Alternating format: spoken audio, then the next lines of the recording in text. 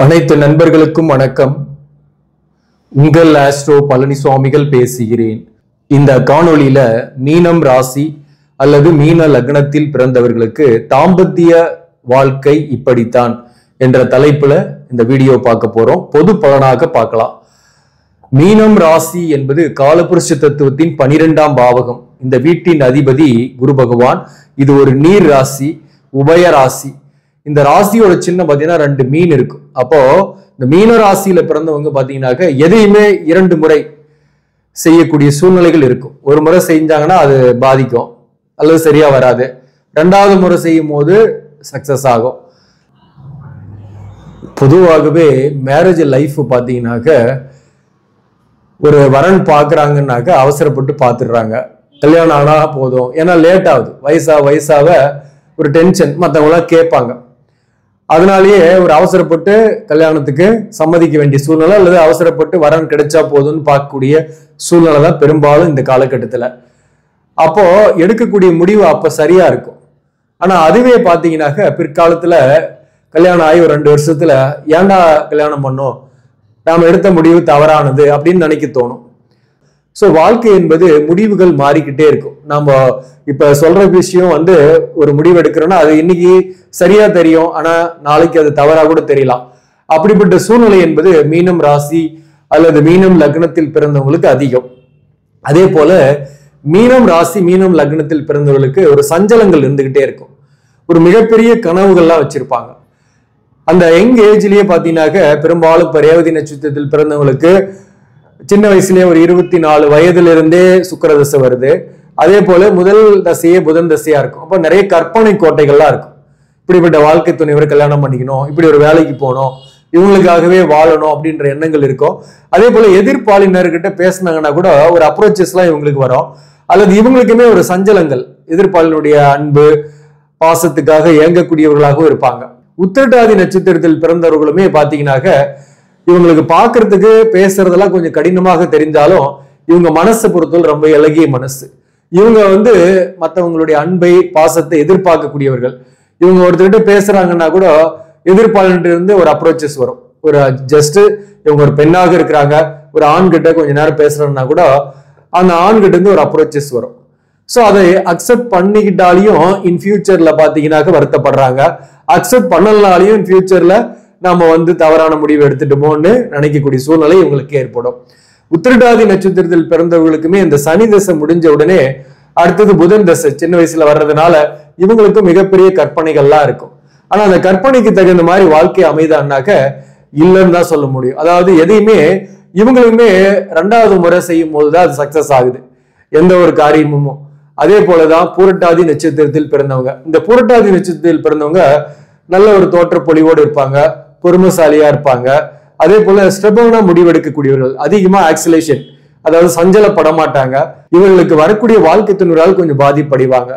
அல்லது ஏதோ ஒரு வகையில வேற தொடர்போ அல்லது எதிர்ப்பாளருடைய உறவோ ஏற்பட்டு அதிலையும் பாதிப்படையக்கூடிய வாய்ப்பும் இவர்களுக்கு உண்டு. அதுதான் இவங்களுடைய கர்மா. இந்த மீன ராசியில பிறந்தவங்களை பொறுத்தவரையிலும் நல்ல பார்க்கறதுக்கு ஒரு மதிக்கத்தக்க தோற்ற பொலிவு, ஒரு கம்பீரமாக இருப்பாங்க, கண்கள் அழகாக இருக்கும். மீனம் ராசி அல்லது மீனம் லக்னத்தில் நீங்க பிறந்திருக்கீங்கன்னாக்க குறிப்பா தாம்பத்திய வாழ்க்கை எப்படி இருக்கும்? காதல் வருமா? கண்டிப்பா காதல் வரும். காதல் வாழ்க்கையில சில நேரங்கள்ல சக்சஸும் ஆயிடுது. ஏன்னா இந்த சின்ன வயசுலயே பாத்தீங்கன்னாக்க சுக்கிரதசை வரும் மீன ராசியில பிறந்தவங்களுக்கு. அல்லது இந்த புதன் தசையிலையும் காதல் வரும், சீக்கிரமா கூட கல்யாணம் ஆயிடும். அது அல்லது விருப்பப்பட்டு கல்யாணம் ஆகும், அல்லது தெரிந்தவர்கள் மூலம் சீக்கிரமா கூட வரன் கல்யாணம் ஆயிடும். அந்த வாழ்க்கையில பிரச்சனைகள் வருதான்னாக்க எல்லாருக்கும் பிரச்சனை வருதுன்னு சொல்லிட முடியாது. அதுல குறிப்பா கலசர தோஷம் அல்லது தார தோஷம் உள்ளவர்களுக்கு காதலிச்சு சக்சஸ் ஆயிடுது. அந்த சக்சஸ் ஆன பின்னாடி பிரச்சனைகள் பிரிவுகள் கருத்து வேறுபாடுகள் ஏற்பட்டு கணவன் மனைவி பிரிஞ்சிடுறாங்க. அதுக்கப்புறம் வேற ஒரு திருமணம் சில பேருக்கு ஏற்படுது. சில பேர் தன்னுடைய பிள்ளைங்களுக்காகவே வாழ்றதுக்காக தனித்தே இருக்கிறாங்க.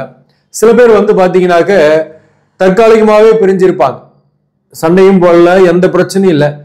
ஒண்ணு தொழில் காரணமா பிரிஞ்சிருப்பாங்க, இல்லைன்னா குடும்ப வாழ்க்கையிலே இருந்துட்டு கூட பாத்தீங்கன்னாக்க தனித்தனியா தூங்கிக்கிட்டு தனித்தனியான அறைகளில் இருப்பாங்க, பேசிக்கூட மாட்டாங்க, ஒரு அந்யோன்யம் இருக்காது. அப்படிப்பட்ட பிரிவும் சில பேருக்குலாம் இருந்துகிட்டு இருக்கும். அதே போல சில பேருக்கு கல்யாணம் பண்ண பின்னாடி கூட பாத்தீங்கன்னாக்க வேற ஒரு உறவு, வேற ஒரு தொடர்பு, வேற ஒரு பெண் அல்லது எதிர்ப்பாளினுடைய உறவால அதுல கொஞ்ச நாள் போயிட்டு அதுல கொஞ்சம் மகிழ்ச்சி கிடைச்சாலும் ஒரு பக்கம் பண நஷ்டம், ஒரு பக்கம் கடைசியில முடியும் போது அது மன கஷ்டம்னு அதுல இருந்து ரிட்டர்ன் வரக்கூடிய சூழ்நிலை இருக்கும். இந்த மாதிரி ஏற்படக்கூடியவர்கள் யாருன்னாக்க, ஒருத்தருக்கு கலஸ்திர தோஷமும் தார தோஷமும் இருக்குன்னாக்க அவங்களுக்கு வரக்கூடிய வாழ்க்கை துணிவருக்கு எந்த தோஷமும் இல்லை, சுத்த ஜாதகம்னாக்க அப்படிப்பட்டவர்களுக்கு இந்த 7 சனி நடக்குது அல்லது ஜென்ம சனி நடக்கக்கூடிய காலகட்டத்துல அவர்களுக்கு இந்த மாதிரி எதிர்ப்பாளினுடைய உறவு ஏற்பட்டு அதுல பண நஷ்டமாகிறது, விரயமாகிறது, மன கஷ்டத்தோட அந்த உறவு டிஸ்கண்டினியூ ஆகக்கூடிய சூழ்நிலையும் ஏற்படுது.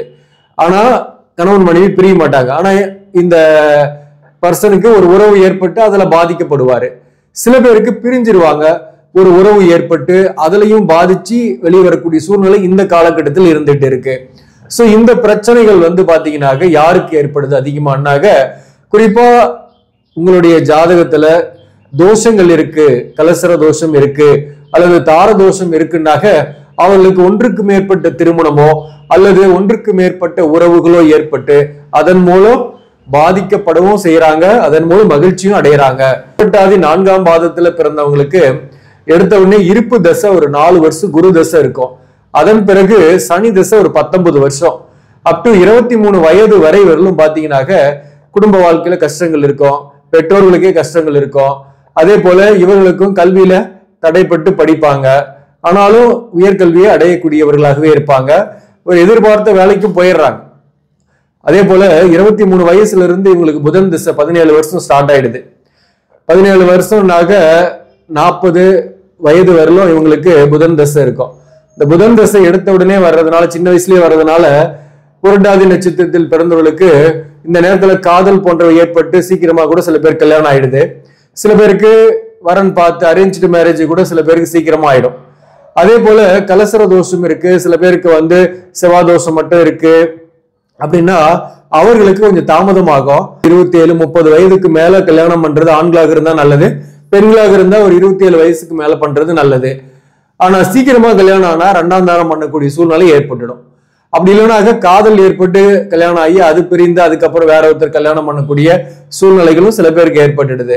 இந்த மாதிரி கலஸ்தர தோஷம் உள்ளவர்களுக்கு தான் சொல்றேன் நான். அப்போ இந்த புதன் தசை காலகட்டம் அப் டு 40 வயசு வரலும் இருக்கக்கூடிய காலகட்டத்துல தாம்பத்திய வாழ்க்கை இவங்களுக்கு நல்லாவே இருக்கு, பெரிய அளவுக்கு பாதிக்கிறது இல்லை. அதாவது ஏதோ ஒரு வகையில ஒண்ணு தன்னுடைய வாழ்க்கை துணைவரோடையே கொஞ்சம் மிஸ் அண்டர்ஸ்டாண்டிங் இருந்தா கூட தாம்பத்திய சுகம் கிடைச்சிருது, பிரச்சனை கிடையாது. அதே போல உத்திரட்டாதி நட்சத்திரத்தில் பிறந்தவர்களை பொறுத்தவரையிலும் ஒரு நேர்மையான கோபம் உடையவர்கள்.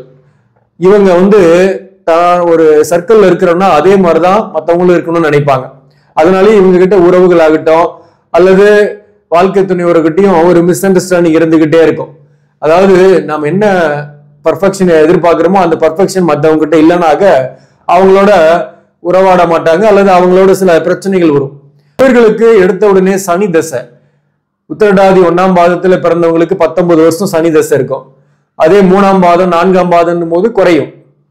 அந்த வகையில ஒரு மினிமம் ஏஜ் ஒரு 15 வயசு வரலும் சனி தசை இருக்கு அப்படின்னு நம்ம எடுத்துக்கிட்டா கூட அந்த 15 வயசு வரலும் சின்ன வயசுல கஷ்டப்பட்டு தான் வளர்றாங்க, கல்வியில கூட தடைப்பட்டு படிக்கக்கூடிய சூழ்நிலை வருது, குடும்ப வாழ்க்கையில சற்று வறுமையுமே இருக்கும்.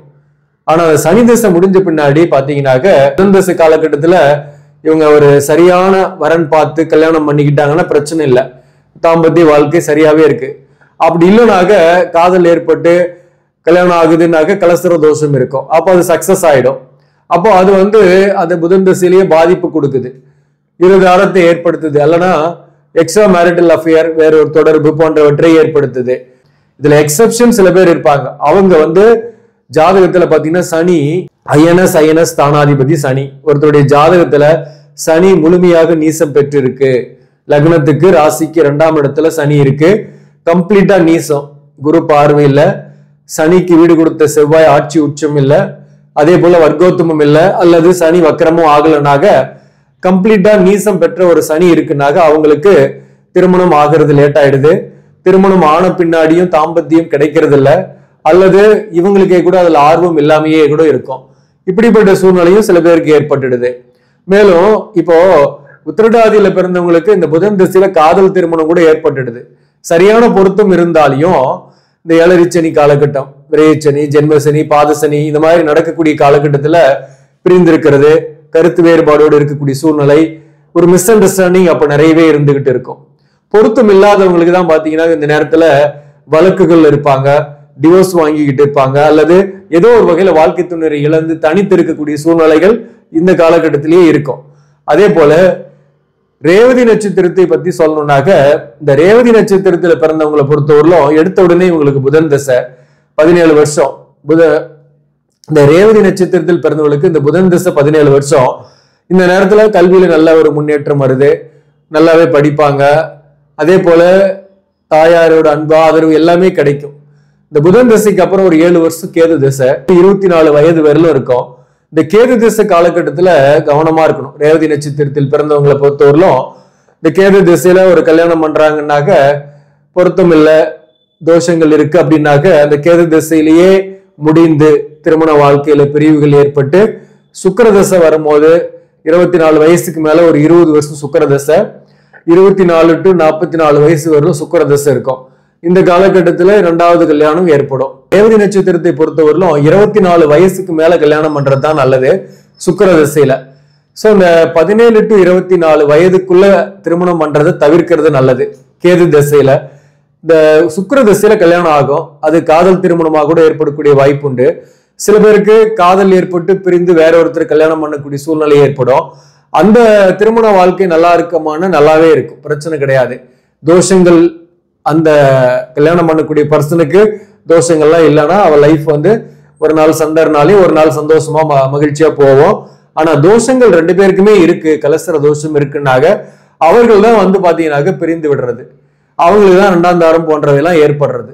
தனித்து இருக்கக்கூடிய சூழ்நிலை எல்லாம் அப்படிப்பட்டவர்களுக்கு தான் ஏற்படுது. ஆனா ஜென்ரலா பார்க்கும்போது சுக்கிர திசையில ஒரு இடமாற்றம், வேலை கிடைக்கிறது, அரசு பணிக்கு கூட போகக்கூடிய பிராப்தங்கள்லாம் ரேவதி நட்சத்திரத்தில் பிறந்தவங்களுக்கு உண்டு.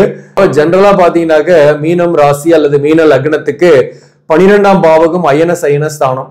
அந்த அயன சயன ஸ்தானாதிபதி சனி நீசமாக கூடாது. நீசமானா அவங்களுக்கு தாம்பத்திய வாழ்க்கை பெருசா கிடைக்கிறது இல்ல, அல்லது அவங்களுக்கு ஆர்வம் இல்லாமல் இருக்கும். இந்த 12ஆம் பாவகத்துல சூரியன் இருக்குன்னு வச்சீங்களா, 6ஆம் அதிபதியாக வரக்கூடிய சூரியன் 12ஆம் பாவகத்துல இருக்காங்கன்னா ஒருத்தருடைய ஜாதகத்துல அவங்க தனித்தே இருக்கிறாங்க. ஏதோ ஒரு வகையில வேலை பார்க்கக்கூடிய இடத்துல கூட அதிக டைம் ஸ்பெண்ட் பண்ணிட்டு இருப்பாங்க. குடும்ப வாழ்க்கையில டைம் ஸ்பெண்ட் பண்ணவே முடியாத மாதிரி இருக்கும். அல்லது கணவன் மனைவிக்குள் தாம்பத்திய சுகம் என்பது இல்லாமல் இருக்கும், ஒரே வீட்டுல இருந்தா கூட. அதே போல இந்த 12ஆம் பாவகத்துல சனி இருந்தாலும் தனித்தே இருப்பாங்க. உடல் நலத்துல அடிக்கடி நோய்கள், வெளியூர்ல போய் வேலை பார்க்கறது, தொழில் காரணமா கூட பிரிந்திருப்பாங்க. இந்த சனியே 12ஆம் பாவகத்தில் இருக்குன்னாங்க. செவ்வாய் இருந்தாலும் திருமணம் லேட் ஆகும், சனி இருந்தாலும் திருமணம் லேட் ஆகும். திருமண வாழ்க்கை என்பது பாத்தீங்கன்னாக்க இதற்கு ஒரு சுப தொடர்பு இருக்குன்னாக்க தாம்பத்தியம் நல்லா கிடைக்கும். ஆனா 12ஆம் பாவகத்துல செவ்வாய் மட்டும் இருக்கு, சனி பாக்குதுன்னாக்க கல்யாணமும் லேட் ஆகும், தாம்பத்திய சுகம் என்பது பெரிதாக இல்லாமல் இருக்கும். அவர்களுக்கு சூழ்நிலைகள் இப்படியும் இருக்கும். இதெல்லாம் வந்து நம்ம ஜாதக பொருத்தம் பார்த்து ஜாதகம் பார்த்து தெரிந்து கொள்ளக்கூடிய விஷயங்கள். ஆக நண்பர்களே, இந்த பதிவு உங்களுக்கு பிடிச்சிருந்தாக லைக் பண்ணுங்க, இதை மற்றவர்களுக்கும் ஷேர் பண்ணுங்க. இன்னும் நம்ம சேனலை சப்ஸ்கிரைப் பண்ணாம பாக்குறவங்க சப்ஸ்கிரைப் பண்ணி கண்டினியூ பண்ணுங்க. இதன் மூலம் உங்களுக்கு ஒரு சரியான ஜோதிட தகவல்களும் ஆன்மீக தகவல்களும் கிடைக்கும். நன்றி, வணக்கம்.